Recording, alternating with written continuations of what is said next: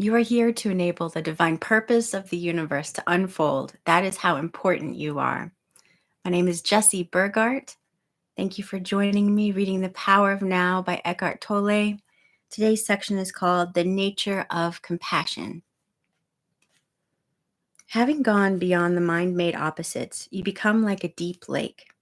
The outer situation of your life and whatever happens there is the surface of the lake, sometimes calm, sometimes windy and rough, according to the cycles and seasons. Deep down, however, the lake is always undisturbed. You are the whole lake, not just the surface. And you are in touch with your own depth, which remains absolutely still. You don't resist change by mentally clinging to any situation. Your inner peace does not depend on it. You abide in being, unchanging, timeless, deathless, and you are no longer them, create new forms, appreciate the beauty of it all, but there will be no need to attach yourself to any of it. When you become this detached, does it not mean that you also become remote from other human beings? He was asked. On the contrary, as long as you are unaware of being, the reality of other humans will elude you because you have not found your own. Your mind will like or dislike their form, which is not just their body, but includes their mind as well. True relationship becomes possible only when there is an awareness of being. Coming from being, you will perceive another person's body and mind as just a screen, as it were, behind which you can feel their true beauty as you feel yours. So when confronted with someone else's suffering or unconscious behavior, you stay present and in touch with being, and are thus able to look beyond the form and feel the other person's radiant and pure being through your own.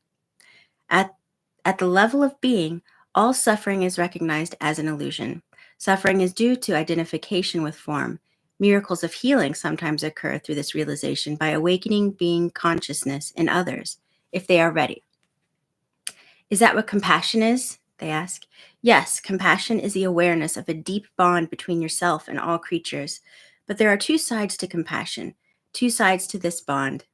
On the one hand, since you are still here as a physical body, you share the vulnerability and mortality of your physical form with every other human and with every living being. Next time you say, I have nothing in common with this person, remember that you have a great deal in common. A few years from now, 2 years or 70 years, it doesn't make much difference. Both of you will have become rotting corpses, then piles of dust, then nothing at all. This is a sobering and humbling realization that leaves little room for pride. Is this a negative thought? No, it's a fact. Why close your eyes to it? In that sense, there is total equality between you and every other creature.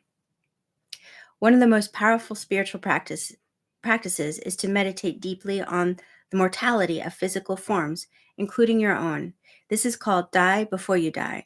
Go into it deeply. Your physical form is dissolving, is no more. Then a moment comes when all mind forms or thoughts also die, yet you are still there, the divine presence that you are, radiant, fully awake. Nothing that was real ever died, only names, forms, and illusions. The realization of this deathless dimension, your true nature, is the other side of compassion. On a deep feeling level, you now recognize not only your own immortality, but through your own that of every other creature as well. On the level of form, you share mortality and the precariousness of existence.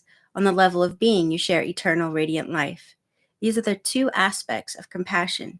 In compassion, the seemingly opposite feelings of sadness and joy merge into one and become transmuted into a deep inner peace. This is the peace of God. It is one of the most noble feelings that humans are capable of, and it has a great healing and transformative power.